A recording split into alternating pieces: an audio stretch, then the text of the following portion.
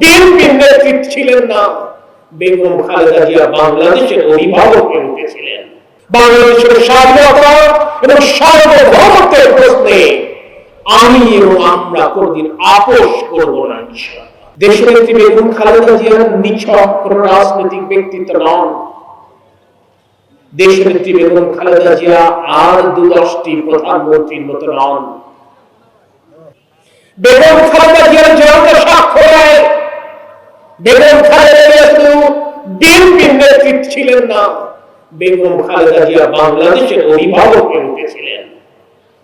আর তাই যশোর জেলা বিএনপি আজকের এই আয়োজনে সেই ঐক্যের বার্তা দিতে চেয়েছে।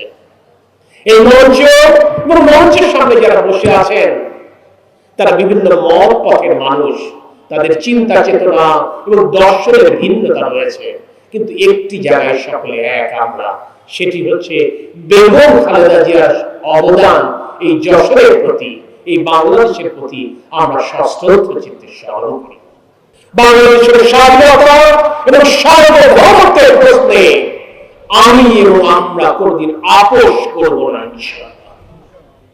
আমরা অঙ্গীকার করতে চাই, যশোরবাসীকে সাক্ষ্য রেখে ওয়াদা করতে চাই, গণতন্ত্রের প্রশ্নে আর কোনদিন আপোষ নয় এবং স্বাধীনতা, সার্বভৌমত্ব এবং গণতন্ত্রের পক্ষে উচ্চ কণ্ঠ থাকবার মাধ্যমে আমরা আমাদের প্রিয় একটি দেশনেত্রীকে প্রতি পদে প্রতি মুহূর্তে স্মরণ করতে চাই।